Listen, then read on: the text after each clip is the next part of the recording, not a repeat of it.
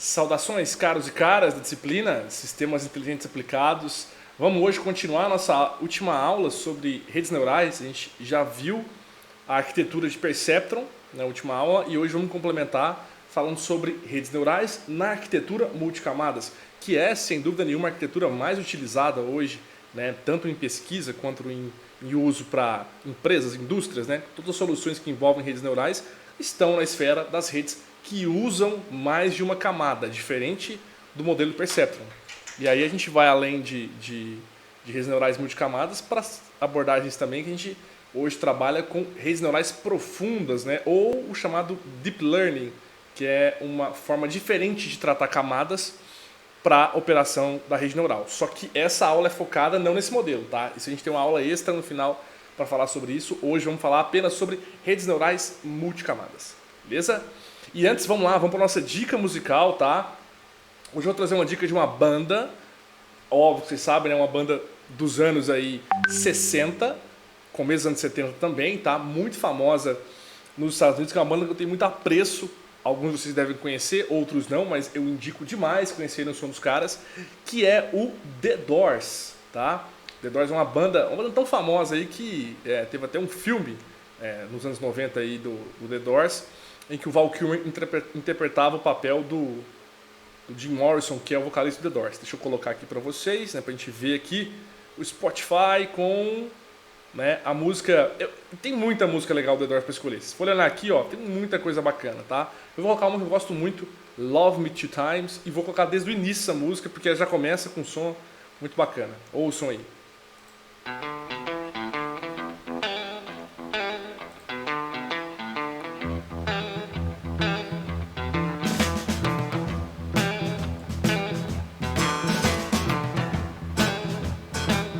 Love me two time, baby. Love me twice today. Love me two time, girl. I'm gone away. Love me two time, girl. One for tomorrow, one just for today. Love me two time, I'm gone away.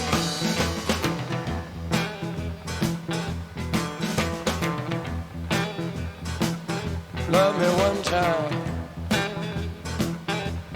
Do not jam, girl. Lost me all through the week. Love me two times. I'm gone away. Bem bacana o som dos caras, né? Bom, eu indico demais vocês ouvirem aí, tá, os vários álbuns coletâneos que tem no Spotify, porque eu acho que o The Doors é uma banda atemporal, né? Eles tiveram um tremendo sucesso aí dos anos 60 e dos anos 70, né? Com o falecimento de Jim Morrison, a banda meio que acabou, que ele era o grande líder, né? O frontman. Mas é um som atemporal, acho que cabe em qualquer época. E tem músicas que vocês vão ver em muitos lugares, tá? Tipo, Riders on the Storm, que é uma música que eu sei que tem numa versão daquele Need for Speed. É uma versão do PlayStation 2 ali, 3, tem ela como uma das músicas de entrada. Aí vocês vão ver por muitos outros aí, filmes e por aí vai. Certo? Bom, beleza, fizemos nossa indicação musical de hoje. Vamos agora voltar para a nossa aula de redes neurais multicamadas. Bom, então, primeira coisa importante é, a gente já conhece um modelo de redes neurais nessa disciplina, que é o modelo Perceptron.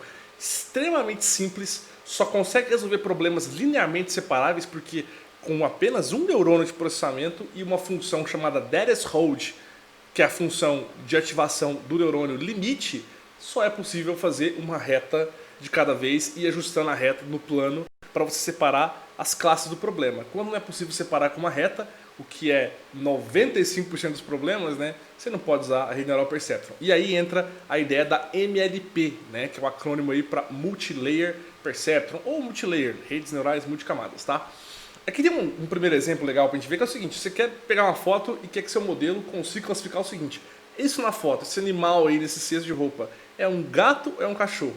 Até pra gente que é humano, olhar a primeira vez dá uma dificuldade em saber se é um gato ou um cachorro. Para mim parece um cachorro, mas ensinar uma rede neural a descobrir isso aí é bastante coisa.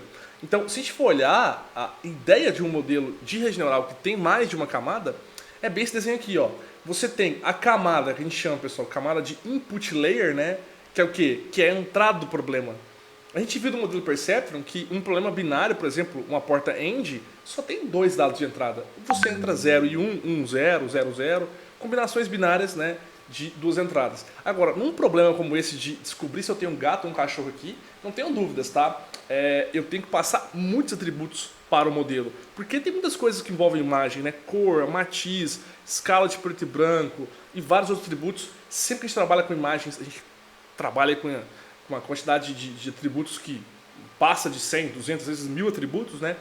Então eu teria com certeza aqui, ó, uma input layer, camada de entrada muito densa, muito cheia de informação, neurônios de entrada pra caramba. E aí eu passo para a próxima camada aqui da frente e eu vejo que tem menos neurônios. Vocês podem pensar nisso. Eu tenho que ter um número X de neurônios, que é o número de informações da minha camada de entrada, que é as informações do problema. Então a próxima camada ela vai ser menor, porque todos os neurônios da próxima camada estão conectados aos neurônios da primeira camada. Lá no Percept a gente viu isso. O único neurônio que tinha lá de ativação, ele era conectado a todos os que a gente chama de input layer, entrada do problema, certo? Então a primeira camada aqui, que a gente chama de logo após o input layer, seria com menos neurônios que o input. Já a terceira camada, repare aqui, ó, com menos neurônios ainda, porque ela tem que conectar a todos os anteriores e a todos os já conectados antes também, que já formam uma rede bem densa. E eu vou avançando e colocando cada vez camadas com menos neurônios, para ver que no final eu tenho uma camada com apenas 2 neurônios. E por que 2? Essa camada de output, assim como a camada de input, ela tem o número de neurônios pré-definidos. Por que pré-definidos? Porque o input é o número de informações de entrada, ou o número de atributos da base, e o output é o número de neurônios relativo ao número de classes de saída. Ou seja, nesse problema são 2 possíveis classes. Ou é um gato ou é um cachorro. Então eu tenho 2 neurônios na camada de saída. Eu vou ter as probabilidades de ser gato e cachorro. Aquele que tiver maior probabilidade num desses neurônios de saída vai ser a minha resposta. Então, pessoal, o número de neurônios nas camadas intermediárias você pode colocar a quantidade que você quiser, tá? Maiores, menores números, depende da rede, depende do resultado. Tudo serve para você conseguir uma rede, né, que consiga processar melhor a informação. Mas a camada de entrada é pré-definido pelo número de dados e atributos da base e a camada de saída pelo número de classes que você quer, no caso, no final, classificar ou fazer algo do tipo, certo? Então esse é o modelo básico aí de uma rede multicamada. Aqui eu tenho uma figura melhor ainda, tá? Que dispõe a rede num formato parecido com o do Perceptron, onde eu posso ver claramente que aqui eu tenho a camada de entrada, input layer, vai ser de x1 até xn, depende do número de atributos da base. Eu tenho uma primeira camada, chamada aqui, ó, camada neural escondida, ou camada oculta, que é diferente do Perceptron já, porque se fosse Perceptron, teria apenas esse neurônio aqui, ó, único. Já aqui eu coloco o quê? O número N de neurônios que você quiser. Aqui você pode, no caso, customizar. E reparem, todos os neurônios são conectados a todos da camada de entrada. Aqui eu tenho uma segunda camada oculta, então reparem, tá, pessoal? Esse desenho aqui é de uma rede neural multicamada com duas camadas ocultas. Essa e essa, com vários neurônios. E todos da segunda camada são conectados a todos da primeira. Repare, o neurônio 1 da segunda camada conecta com esse, com esse, com esse e com todos os outros N da camada anterior. Por isso a rede neural é um modelo bem complexo de processamento, porque existem muitas conexões. E assim como no Perceptron, cada conexão tem um WQJI, que é o seu peso. É o peso relativo ao neurônio J conectado ao neurônio I. Então eu tenho muitos pesos para ajustar aqui também, o que é uma parte custosa da rede. Mas no resumo geral, reparem que esse desenho mostra que eu tenho aqui a camada de saída no final, que vai ter o número de neurônios que você tiver de classes para classificar, se for o problema do gato ou cachorro, apenas 2, certo? E eu vou ter aqui minhas probabilidades finais de saída. Então esse é o modelo de qualquer rede neural multicamadas, onde você pode aumentar o número de camadas ocultas, tá certo? Mas a camada de entrada e a de saída você vai ter o número pré-definido. Bom, não é uma regra, tá? Mas digamos, por amostragem empírica de resultados, né? Geralmente, pessoal, redes neurais multicamadas com 2 camadas ocultas resolvem bastante problemas, tá? É claro que existem modelos com 3 camadas ocultas, 50 camadas ocultas, tá certo?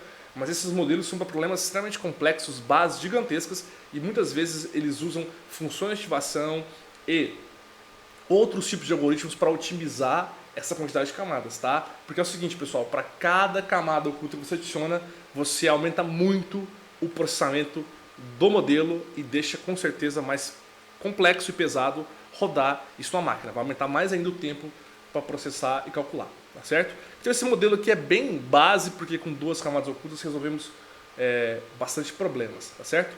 Bom, então, assim como a gente viu no Perceptron, pessoal, o grande lance aqui, a grande sacada, é você conseguir, então, construir um algoritmo eficiente para corrigir os pesos entre os neurônios a fim de atingir uma distribuição de pesos que resolva o seu problema, tá? A gente viu no Perceptron que toda a jogada de correção de pesos era para achar um número de pesos que resolvia o problema da porta AND, por exemplo, e aqui para qualquer problema complexo, bem mais complexo que uma porta AND, você tem que conseguir achar os pesos certos, o que é bem difícil, porque pensa só, pessoal, é muito peso, é muita conexão, então realmente tem que ter um algoritmo eficiente e vamos falar disso daqui a pouco. Bom, então eu vou fazer aqui bem uma jogada rápida para mostrar como que, se você não parar para pensar, uma rede neural é na verdade uma máquina de resolver funções. Ou seja, ela baseia o seu modelo e sua resolução em, claro, né, fazer ativações aí dentro do modelo que vão trabalhar semelhante a você resolver uma função, tá? Eu tenho aqui uma função bem simplória, tá? Y que é igual a uma função, né, um f de x, em que você tem um x aqui com 4 menos 3x3 mais 2. Eu quero uma coisa muito simples. Quero descobrir qual o valor de x que minimize o f de x, tá? Ou seja, qual o valor aqui de x eu coloco, essa função retorna o valor mínimo para mim. Pessoal, se eu for olhar de cara, eu sei que o x vai ser um valor bem baixo. Eu sou um ser humano, eu conheço um pouco de função, eu sei que basta eu tentar, por acaso, chutar alguns valores baixos de x que eu vou conseguir achar um resultado rápido. Tipo, alguma coisa em torno de 1, 2, 2,5. Mas o modelo de rede neural não conhece isso. E se eu parar para pensar, a ideia básica da rede neural é fazer o que está aqui, ó, mostrando essa figura, tá? Isso aqui, pessoal, é como se fosse uma gradiente, tá? Ou seja, uma descida de gradiente, onde você tem uma distribuição de possíveis valores de x, ó, menos 2, menos 1, 0, 1 até 4, tá? E tem os valores em que a função f de x aumenta, tá? O que você quer é muito simples. Você quer encontrar isso aqui, ó. O valor aonde o seu platô, né, no caso aqui, sua gradiente, encontra o ponto mínimo. Ali o valor de x deve ser muito bom para poder resolver o seu problema, porque você quer minimizar o valor da função. Então repare, pessoal, para um ser humano isso é muito simples, basta olhar e trazer consigo o seu conhecimento básico de funções. Mas para uma máquina, um modelo de rede neural não é tão simples. O que ela sabe é o seguinte, eu estou aqui, ó, neste ponto da gradiente, e aqui eu vou tentar colocar o x aqui, um valor aproximadamente entre menos 2 e menos 1, deve ser aqui um menos 1,5, e vou ver se o f de x fica mínimo, fica pequeno. Depois de ver o valor, ela vai tentar adentrar mais no gradiente, fazer mais testes, até encontrar o valor ideal aqui, ó, de x para resolver o problema. É aí que é a sacada, pessoal. Como explicar para o modelo que ele tem que descer a gradiente até encontrar o 2, um valor próximo de 2 ali. Sendo que ele não sabe disso, mas ele sabe que está no gradiente. Isso então é a grande sacada, é fazer o algoritmo ter uma forma de corrigir os pesos para que ele desça na gradiente até encontrar o valor ideal. Então, saber navegar pela sua gradiente é o lance aí para a rede neural. Assim como seria para resolver uma função. É você descer a gradiente até encontrar um valor mais adequado, tá? Aqui fala muito simples isso, tá? Agora o slide. E eu vou mostrar agora para vocês como é que eu resolveria isso em termos de cálculo mesmo, né? Não vou aprofundar nesse ponto, pessoal. A aula não é de cálculo, obviamente, mas é uma derivada bem simples que mostra a ideia básica de uma função e como a rede neural pode se parecer muito com uma máquina que resolve funções, tá? A gente quer descobrir então o valor de f de x, tá? Precisando da derivada da função porque eu quero navegar pela gradiente. Navegar pela gradiente é derivar o valor até encontrar o valor mais exato. E derivar isso, pessoal, é você dividindo até encontrar o que você quer. Então, ó, a derivada de x elevado a é igual a vezes x a menos 1. Então quer dizer então que se eu quero derivar a função, tá? No ponto menos 1,5, pessoal, por que menos 1,5? Estou aqui, ó, menos 1,5, o lugar que eu estou. Quero derivar para um lugar mais correto, tá? Na gradiente. Então eu tenho aqui, ó, uma simples derivada, né? O d de y está aqui, o d de x, eu tenho menos 1,5 que é o valor atual, então eu derivo aqui, não vou nem entrar em detalhes com vocês, mas eu sei que a derivada me dá uma direção para onde caminhar na gradiente, tá? Então se eu avançar mais um pouco, olha só, o que eu chamo aqui, ó, de x novo é a mágica da derivada, né? É um valor em que você pode agora descer a gradiente para tentar ter algo melhor para sua função, para trocar o x lá, né? No caso aqui, ó, voltando, né? Para achar um valor menor de x. Pessoal, e olha que mágica eu escrevo aqui para vocês, né? Se eu derivar, eu vou encontrar isso aqui, ó, menos 1,49. Quer dizer, eu tenho um novo valor agora para explorar. Pera aí, mas você tinha menos 1,5, agora tem menos 1,49. Você decresceu só 0,1, parece muito pouco. Parece muito pouco porque eu tenho uma taxa de aprendizado muito baixa na minha rede neural. Tá aqui, ó, 0,001 é a taxa de aprendizado da minha rede neural. A gente viu isso no Perceptron já. Com a taxa tão baixa, a minha gradiente desce ou se movimenta muito pouco. Mas só o fato de eu ter colocado menos 1,49 e não menos 1,51 quer dizer que a função funciona muito bem. A derivada me manda para um lugar mais próximo da resposta certa, porque a resposta certa está próxima de 2. Então eu tenho que pegar esse número negativo e aumentar ele no caso, né? E ir mais para próximo de 0 primeiro, para depois achar o 2. Então de cara a derivada funciona muito bem, tá? Ela me mostra a direção certa. Claro que se eu pegar uma taxa de aprendizado melhor, eu posso dar um salto maior, tá certo? Então a gente vai utilizar o x na direção certa. Bom, então pessoal, reparem. Se é uma máquina de resolver funções, existe um grande truque que às vezes a rede neural fica perdida, tá? Que é assim, eu estou descendo, estou indo para o lugar certo. Aqui parece muito promissor, estou caminhando certo. Mas a rede neural tem que ter condições de quê? De quebrar o que a gente chama de mínimo local. Ah, o valor de menos 1, de 0, parecem bons valores de x.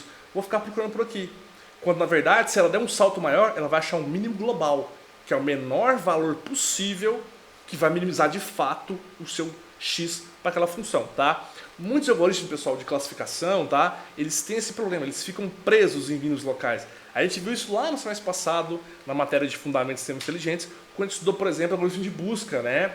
Tinha algoritmos de busca que ficavam presos em mínimos locais e não conseguiam explorar a gradiente para pular para o mínimo global, porque o mínimo local parece muito atraente, né? Opa, aqui tem bons valores, mas a rede neural ela tem capacidade, tá, de pular e encontrar o seu mínimo global. Basicamente, então, vamos relembrar aqui, pessoal, a rede neural multicamada parece muito com o Perceptron, né? Ela tem elementos de neurônios, as entradas, as saídas e agora as camadas intermediárias, tem os pesos sinápticos, ou seja, pesos entre os neurônios conectados, tá? E o mais importante, aqui a parte que eu quero mais tocar com vocês, a gente falar do algoritmo de corrida de pesos, tá? As funções de ativação.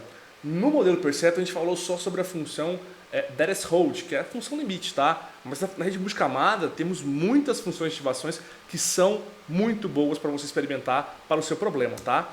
Aqui eu mostro para vocês, por exemplo, uma função de ativação que já não tem mais o formato de quê? De reta. Reparem só, um formato mais curvo, tá? Então eu tenho funções como, por exemplo, a sigmoide, que é uma função excelente, que ela faz, no caso, curvas que englobam melhor para separar classes. Se eu tenho classes misturadas, apenas curvas podem circular as classes certas separando elas, jamais as retas. Então a gente vai trabalhar aqui com funções que são muito boas de ativação, tá? Aqui fala um pouco sobre isso, né? Vocês podem ver que as funções, elas convertem, né, a modelagem dos pesos numa saída específica, tá? Eu mostro para vocês aqui, ó, como é que seria, por exemplo, resolver a XOR, a porta que a gente falou na aula passada que o Perceptron não resolve. Porque não temos entradas linearmente separáveis. O OU, por exemplo, é linearmente separável. Aqui eu tenho 1 e 1 de saída, aqui eu tenho 0. Então essas três é a mesma classe, essa aqui é outra classe. Eu consigo separar com uma reta. Olha o XOR, pessoal. Você não consegue, tá? Você consegue o quê, pessoal? Você consegue fazer com duas retas. Aí dá. Aqui, ó, essa primeira reta isola aqui, a segunda reta isola, e dentro das duas retas eu tenho o que é resultado 1. Fora dela eu tenho o resultado 0. Então com duas retas eu consigo, mas o Perceptron só tem uma reta. Como que eu vou tirar do Perceptron duas retas? Tem como, pessoal. Basta ver isso aqui, ó.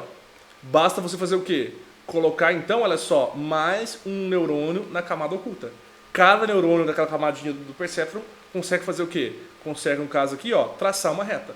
E você resolve a XOR, tá certo? Mas esse já tem um modelo muito mais parecido com uma rede multicamadas. Beleza? Então, ó, tá aqui meu bias, tá aqui as entradas, porque é uma porta XOR, tá? Então esse neurônio conecta com todos, esse também com todos, e eu tenho a camada de saída aqui usando o que, pessoal? Aqui você pode usar uma função de reta, tá? Mas você pode também usar uma função aqui, sigmoide, gaussiana, para traçar uma curva algo mais modelada. Bom, então aqui eu mostro para vocês como que é a separação de novo, tá? Pelo XOR usando, tá? Dois neurônios, duas retas, é possível de fazer. E aqui eu tenho vários tipos de modelagem, tá? Com funções de ativações diferentes, tá? Tudo aqui, pessoal, mostra um pouco sobre isso, tá? Se eu fizer uma single layer, pessoal, uma camada com um neurônio, o que eu tenho? Eu, né, estou em decisões ou regiões de decisões do tipo que plana, tá? Ou alguns hiperplanos muito simples. Então, ó, a XOR Desculpa, pessoal, a OR, né? Aqui, como você resolve ela? Para resolver é difícil, tá vendo? Ó, essa aqui é desculpa, pessoal, é uma XOR, tá? Eu tenho o A e o A aqui, o B e o B aqui, uma reta só não separa. Mas se eu fizer algo do tipo, pessoal, usar modelagens, por exemplo, que fazem meshes ou regiões de formas, eu consigo resolver. Então eu preciso de quê? Colocar mais camadas, tá? E trabalhar com funções de relações melhores. Reparem, pessoal, se eu colocar three layers, pessoal, aqui ó, 3 camadas diferentes, uma camada, uma segunda, uma terceira, reparem o quanto eu consigo fazer, olha só, formatos complexos de modelagem de função de ativação. Eu consigo circular, por exemplo, aqui ó, o A, que é um, e o outro individualmente. Se eu colocar 2 camadas, o que eu faço? Olha só, eu consigo traçar 2 retas, isolar o A também. Mas reparem como que esse formato aqui de baixo é muito mais maleável, muito mais moldável. Por quê? Quanto mais camadas, mais possibilidade eu tenho de fazer shapes com funções de ativações mais personificados, né? Então isso é um ponto muito importante. Então vamos lá, pessoal, vamos falar sobre treinamento da rede multicamadas. Eu sempre dou muitos exemplos assim, para fazer um prognóstico, mas vocês já entenderam que tem função de ativação, que dá para modelar classes que são até bem misturadas umas entre as outras, mas o mais importante é como corrigir tantos pesos da forma correta a navegar no gradiente para o lado certo. Pessoal, tudo se dá com esse algoritmo aqui, tá? Um algoritmo chamado backpropagation. Pessoal, o backpropagation ele pode ser traduzido como a retropropagação do erro, que é um algoritmo que faz o quê? Ele consegue encontrar o seu erro, quer dizer, qual a saída esperada? Bom, aqui era para você adivinhar que isso aqui é um gato e você falou que é um cachorro. Então você errou. Então eu vou olhar esse erro seu e vou retropropagar, vou retropropagar, tá? Não falar errado, para trás esse erro para corrigir as camadas. Então reparem, pessoal, olha só como o backpropagation é interessante. Você pega a última camada, que é de saída, tá? E o erro que deu, e vai propagando para trás a diferença desse erro para corrigir os pesos. Então você corrige do fim para o início, porque você se aproveita do erro ou da diferença do erro, tá certo? O passo a passo está aqui, tá? Mas eu vou mostrar para vocês com um exemplo mais interessante no final. Mas basicamente, pessoal, você coloca pesos aleatórios na rede, começa a treinar ela e sempre que ela erra, ela para, igual o Perceptron, e começa a ver o erro e calcula para trás esse erro. Só que, pessoal, por ter tantos pesos conectados e trabalhar com gradiente, que são ativações mais complexas, o backpropagation é sim uma série de derivadas para encontrar essa diferença do erro e corrigir ela certinho em cada camada. Porque cada camada tem um papel importante no processamento de se corrigir de forma individual. Então eu vou falar um pouquinho sobre as derivadas, tá? É só uma parte rápida, não vou aprofundar muito nisso, tá? Mas eu gosto de mostrar para ver a beleza de como esse algoritmo é poderoso e ele habilita a rede neural a funcionar muito bem. Isso aqui, pessoal, é basicamente o que você pensa quando você olha para a derivada do erro, tá? Ela é basicamente, pessoal, a derivada do que você estava esperando, do que você obteve e o peso, tá? E vocês conhecem esses valores aqui, não são muito diferentes do que a gente viu no Perceptron.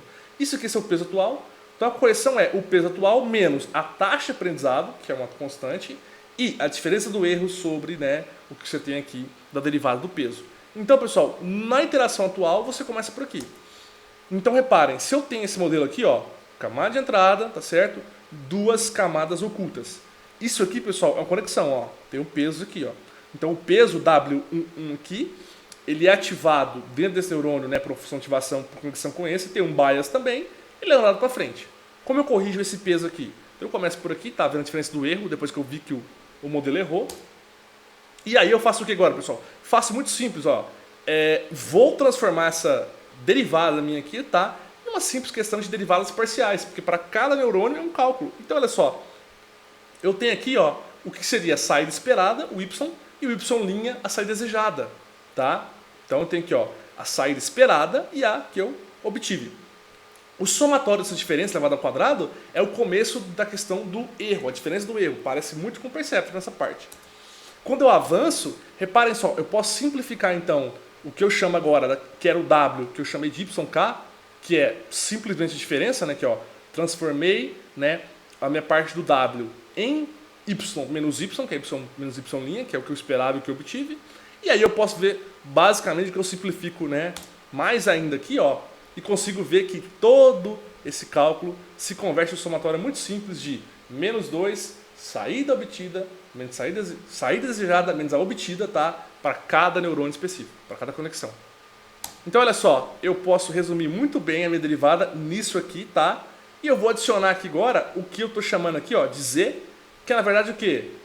Tá falando aqui, ó, prosseguimos no cálculo da derivada do erro em relação ao potencial de ativação Z. O Z, pessoal, é o potencial de ativação daquela camada inteira. Então isso aqui, ó, reflete a camada, isso aqui os neurônios que eu estou corrigindo. Tá? Se eu for olhar o modelo, deixa eu voltar aqui, ó, eu tenho então o neurônio que eu estou corrigindo sobre o potencial da camada toda, tá, de ser ativada. Pessoal, eu resumi então basicamente isso aqui, ó. Vou chamar então esse cara aqui, ó, agora, né, de ZI, o que é na verdade isso aqui tudo para mim, tá? Que eu já vi aqui atrás.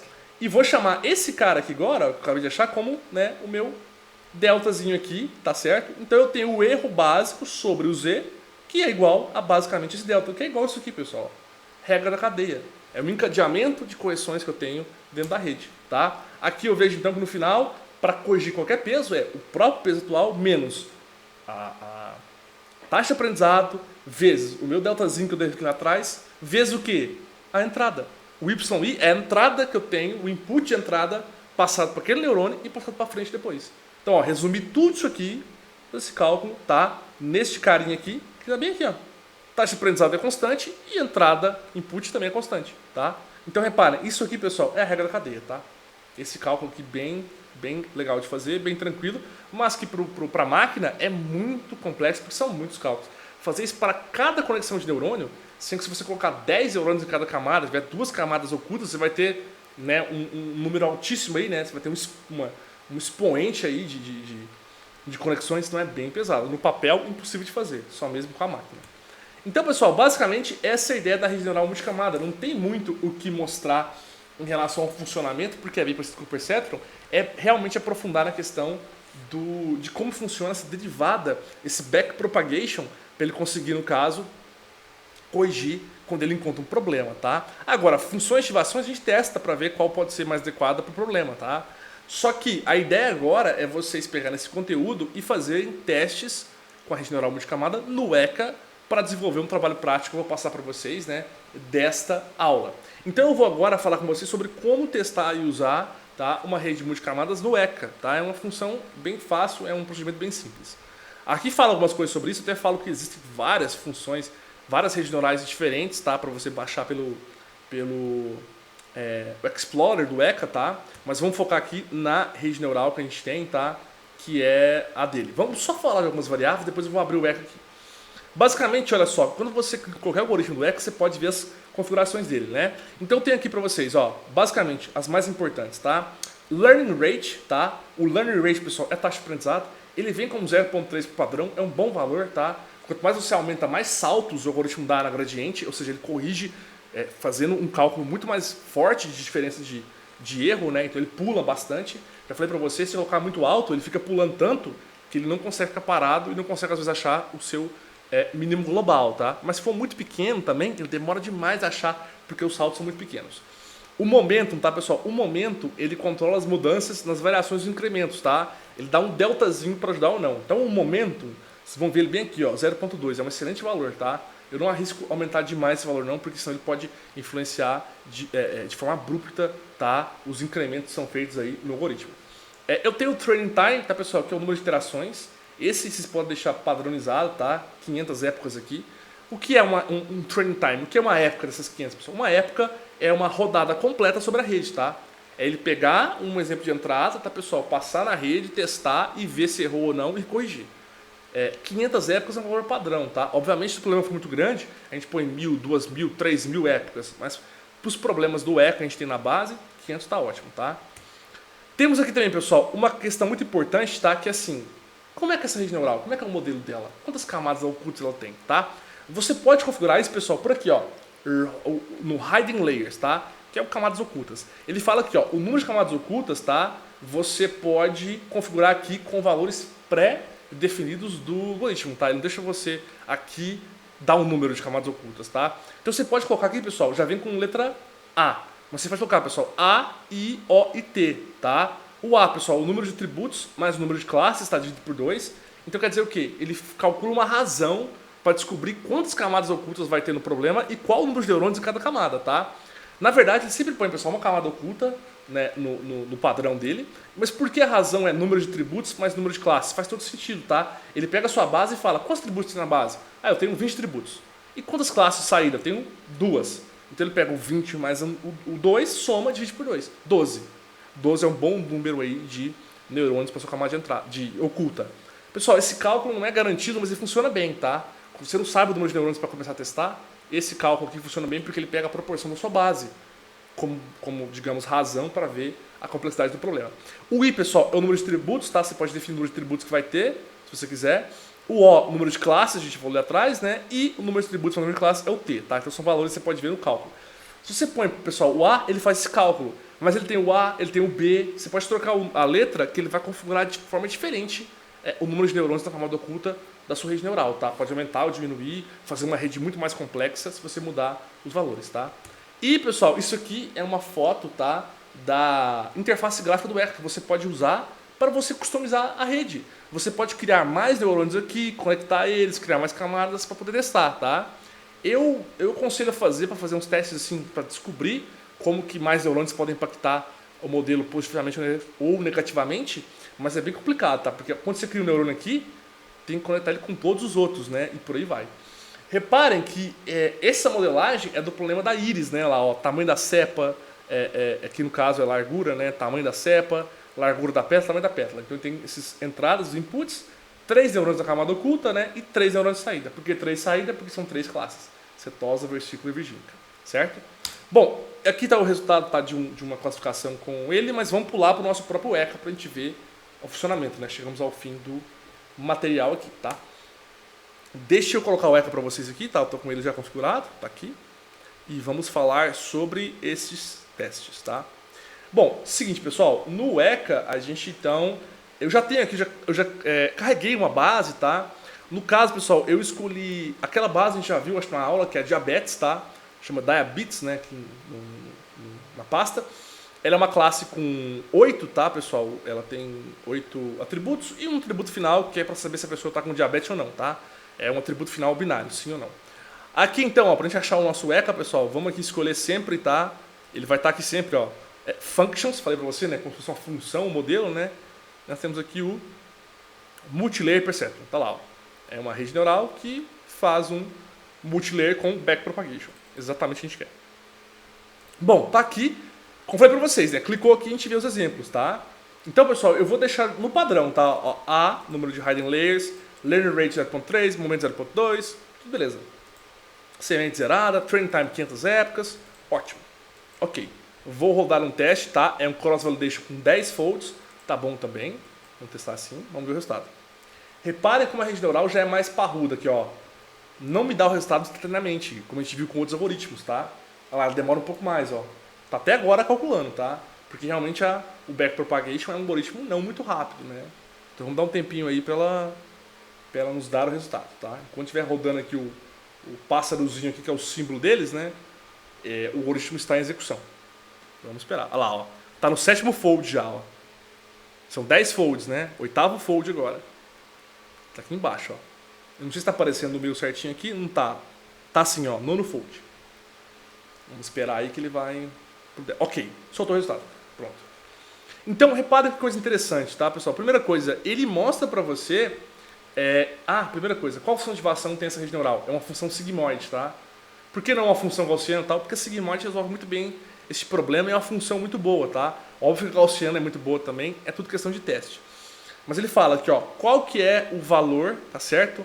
Do seu nó 1, nó 2, nó 0, tá? Em cada parte que ele faz o teste, tá? Então repara só, o que é o sigmoide node 0? É um nó em que você vê os pesos dele, o limite e cada nó individual. Quer dizer, pessoal, é uma camada, né? E quanto que você tem aqui de valor dos pesos de cada um deles. Repara que é sempre 6, pessoal, porque ele está fazendo o quê? Ó, ele faz, né, para os 7 que ele tem aqui, tá certo? Os testes para cada vez. Então, ó, eu tenho os nós 2, 3, 4, 5, 6, né? E o nó 0 aqui, que representa eles, e os pesos, tá? E a variação para cada momento. Então eu consigo ver como os pesos mudam aqui, ó, a cada ponto, certo? E por último, pessoal, ele mostra, ó, a classe testa positivo, né, o node 0, e a classe testa negativo, que é dois neurônios de saída, porque o problema é binário, tá? Então, pessoal, reparem, qual que foi a taxa de acurácia? 75%. Não é muito alta, mas é uma boa acurácia. Dá para mexer no algoritmo para ele conseguir resultados melhores, tá? E qual que é o problema dele? Onde ele confunde mais? Aqui, ó. Tá vendo, ó? Aonde é teste positivo, ele acertou 163, mas ele confundiu 105. É o gargalo maior dele. Pode ver, pessoal, que ele tem aqui falsos positivos consideráveis, né? 0,3 na escala de 1. Tem verdadeiros positivos bons, tá? Para o negativo, mas tem mais ou menos para o positivo, certo? E aí, vamos para a segunda parte importante, tá? Eu posso mudar aqui, pessoal, as configurações, tá? Desculpa. Aqui, ó, trocar o número de camadas ocultas, né? Quando eu ponho aqui, ele mostra lá, precisa definir quais valores você quer. Né? Eu posso colocar aqui que ele vai explicar, ó, também. Mas tem uma outra coisa legal de fazer, que eu não falei lá no slide, que é isso aqui, ó, a interface. Eu mostrei a foto, mas não falei como trabalhar com ela. Você pode colocar, pessoal, true aqui, ó, e começar a interagir com a interface do ECA para a rede neural. Então, na hora de treinar ela aqui, ó, por exemplo, ó, start, ele vai chamar a interface para vocês. Eu não sei se está aparecendo, tá? Provavelmente não está por causa da minha ferramenta aqui. Eu vou configurar para aparecer a janela que abriu aqui, tá?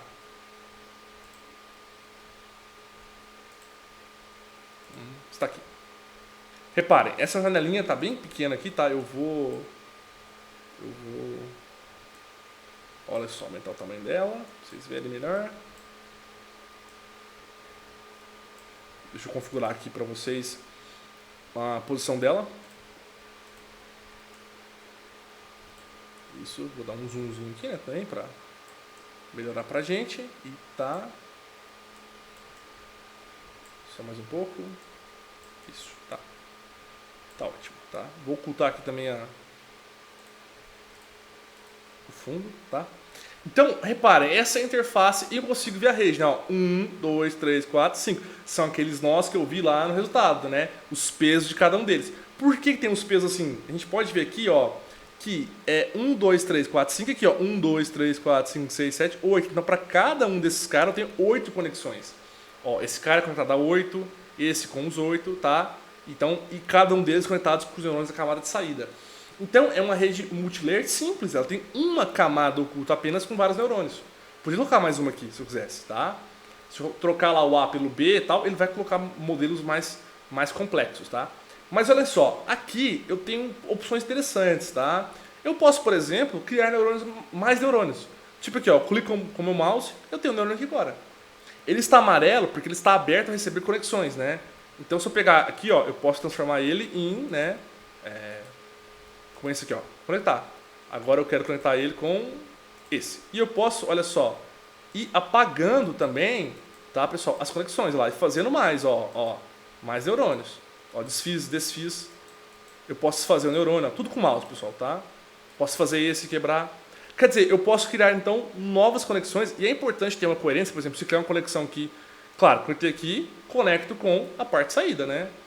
Ah, mas eu acho que é legal esse cara aqui estar conectado também a, por exemplo, esse neurônio de baixo. É interessante, então vamos lá, conecta.